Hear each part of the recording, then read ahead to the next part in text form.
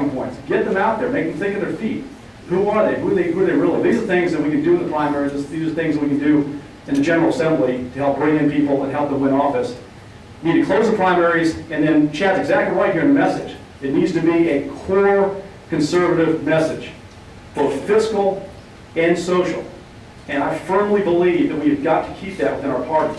And the great thing about the Tea Party movement, it's constitutionalist, but they've really helped pull the Republican Party in so many ways to where it should be. Thank you very much. Well, you know, with candidate recruitment, you can't win a race you don't have a candidate for. So we need to fill a candidate in every down-ticket race everywhere. In Newberry County, these past couple elections, we've been aggressive in putting up candidates. Here's an interesting statistic for you. There are 4 state Senate seats right now. There are 14 state House seats that are held by Democrats that are in districts that Nikki Haley won. That means there's 4 state senators who are vulnerable to the Republican takeover. It means there are 14 state Democrat House members who are vulnerable to Republican takeover. There's also some 100 or so municipal seats out there that are held by Democrats or whatever, that we need to go take those seats to build that conservative, permanent conservative majority. The other thing about it is, and I think this may be a little bit of a new one, I'd like to push the legislature to make school boards and other nonpartisan races be defined as partisan. Those folks spend a ton of money. And I know in Newberry, especially having been involved in the party for so long, this is the thing I hear from a lot of folks all the time, is we don't know what they believe in. We don't know if they're Democrats, we don't know if they're Republicans. We know they're spending our money like running water. And so the only way to make them define themselves is make them declare. So the legislature, we need to push the legislature to get these school boards to define themselves in a partisan manner so we can actually label them as Republicans or Democrats and find out how they stand. Then we just need to go be aggressive and recruit folks to run against every one of them. Remember, 4, 14, and about 100. And who knows how many school board folks out there are spending your tax dollars, your hard-earned money, with no accountability to a party, no accountability to any partisanship, or even knowing what they believe in. That's what we're going to do when I'm chairman. When you talk about the down-ballot races, you're talking about a lot of potential opportunities out there. Chad just mentioned 4 Senate seats where there were Democrat incumbents where Nikki Haley won in that district. I would suggest to you there are more than 4 Senate seats out there where we don't have a conservative Republican in the seat that we ought to be looking to recruit a candidate to run for. As your chairman of the South Carolina Republican Party, I will be neutral in the primaries. We are required by the rules to do that, and it makes sense. You have to have a system that people have confidence in, that they know it's going to be operated fairly and appropriately, and I agree with that. But candidate recruitment is a different issue. I'll be out there to recruit candidates to run for every open seat. Wherever we can find a good, solid, conservative candidate to run, that's what I want to do. Not only the open seats, but every time there's a Democrat running, we want to make sure that we've got a good, conservative, Republican candidate seeking to challenge that Democrat. But in addition to that, on issues that we're trying to push that are consistent with our platform, if we've got a Republican incumbent who's not with us, I'll be looking to recruit a good constitutional conservative candidate to run in that particular race as well. That's where I'm coming from. I want to see an aggressive conservative movement using this Republican Party as its vehicle to accomplish the objectives that we believe in. Our party platform is very clear in that regard. You know what it is. We're proud of it. But the reason the message gets garbled, as Chad was pointing out earlier, is because we have people who claim to be Republicans and then don't stand with us on the core issues. That needs to change. And the first method to do that, the very first thing we have to do, is close the primaries. Chad just talked about having these other races, school boards and others, go to a primary system. That's fine. I think it's a fine idea. But then you have to run a primary. It has to be run by the appropriate body. It probably would not be the state. For example, in the city of Greenville, where I'm from, when the city runs a municipal primary, we as the Republican Party have to run that primary. We pay for it. The state doesn't pay for it. And yet the state still dictates to us that your Democrats get to vote in the primary as well. That's why we have to change the primary system. That will allow us as conservatives to really control the Republican Party. I believe we're back to Mr. Connolly for this question. In what ways can the South Carolina GOP help support party involvement at the precinct level? Well, all I can tell you, in Newberry County, this time over last time, we've tripled the number of people who are involved at the precinct level. I think this is why our party chairman's got to have a lot of experience in the party. You know, I'm not just coming into this. I've always been a Republican. I've been involved for 20 years. I've worked at the precinct level. I've worked at the county level. I've worked at the state level. I've worked at the national level. I've been involved in every aspect of the Republican Party now for almost 20 years.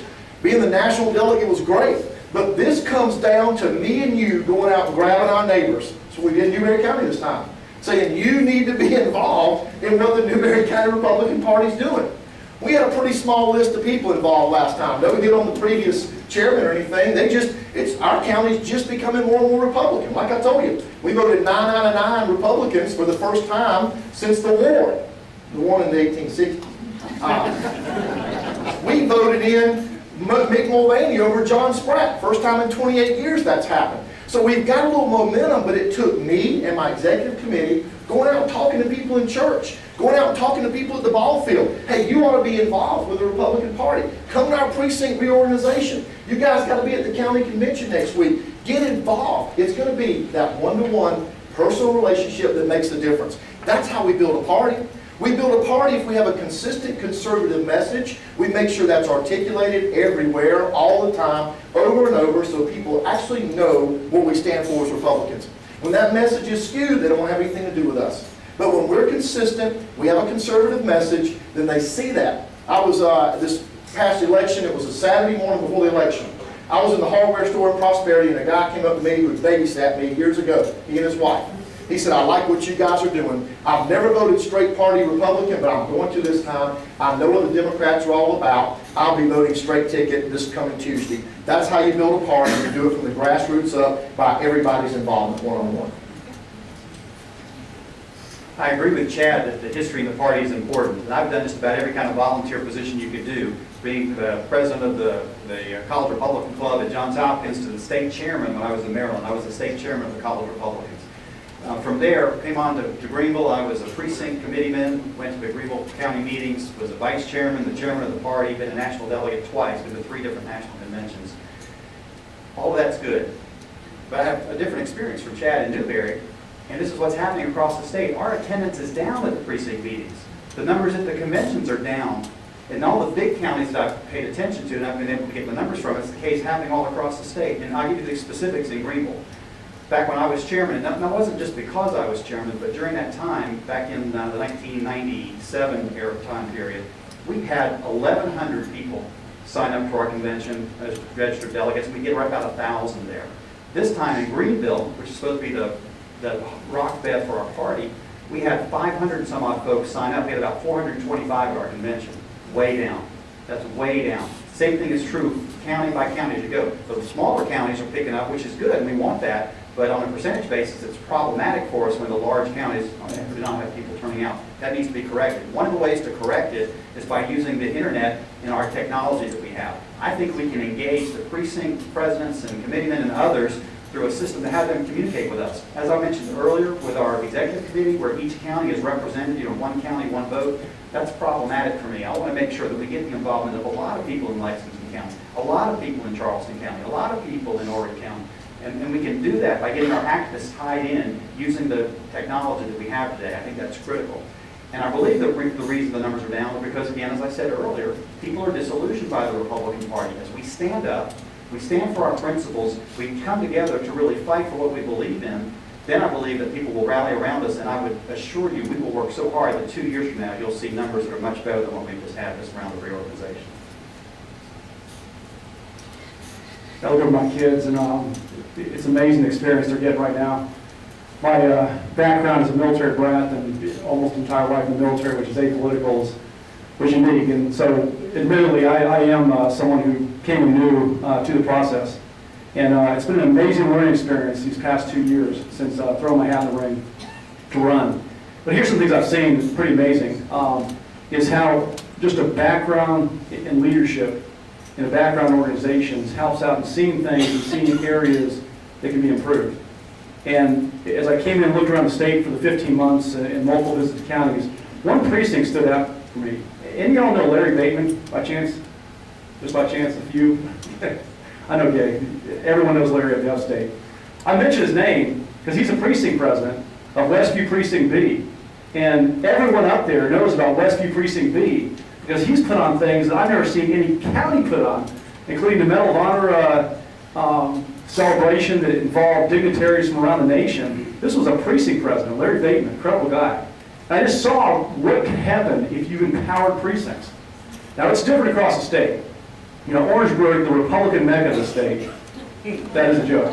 And here's what I'll tell you too, is if you're a Republican in Orangeburg, you're a true Republican. Because I got Brad Hutterly up the street, and you know, when I write editorials slamming him, it's not very fun, as my wife and kids will tell you around the neighborhood. But the thing I learned was very different. You know, I go to a precinct meeting in Orangeburg, and you show up, you're a precinct president, that sort of thing at times. And I was the campaign chairman for Jimbo Pratt against Jim Clyburn, and he goes through these places, again, that part of the state, and it's a whole different ballgame. But here's the thing, is that if you look at the organization and you focus down the precincts, they can be Larry Bateman's Westview Precinct B. Because the truth is that we're waking them up in places like Orangeburg. They are coming out, and there's amazing things we can do, but it is all about leadership. Thank you. Mr. Brown, if elected, what would your plan be to reach out to minority voters? That's an important issue for the Republican Party. You just take a look around in this particular room and you see how we're short on people of color in our Republican Party. We have tried to do that in the past, and we've made good faith efforts, but they've fallen short. If you look at it, though, it seems very clear to me that there's tremendous opportunity in the Republican Party for minorities that would choose to take part. We've got Tim Scott, who's been elected to the U.S. Congress from the 1st Congressional District. That was a historic opportunity, historic event that's occurred. But think about it. It wasn't because the Republican Party did anything to modify its views, to change anything, to reach into the minority community. That's not what Tim Scott's about. Tim Scott is a solid conservative Republican running on those issues, and that's how he was able to win an election. We've got Glenn McCall, the chairman to the representative from South Carolina on the RNC, our committeeman. Another example of a fine conservative leader. We need more folks like that to join with them. And the way we do it, I think, is primarily through our social issues, through our churches. If you look at it, there's no reason why we cannot get more black folks, more minorities to join with our party. We need to go to the issues that they care about. We have so much more in common than we do the differences that our party should be wide open and should be encouraging them to come. And I'll tell you, I studied political science at Johns Hopkins. I even wrote my senior thesis on the growth of the Republican Party in South Carolina.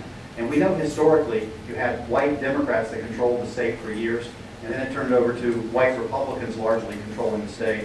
But I will tell you that economic interests want to divide us. That race card is often played by those folks who don't care whether they're called Republicans or Democrats, but they're simply controlling government, both in Washington and Columbia. And they play that race card to divide us from people who have similar interests that we have, constitutionally, economically, and otherwise. As long as we stand on our platform and push it and welcome minorities in, I think we'll see them grow.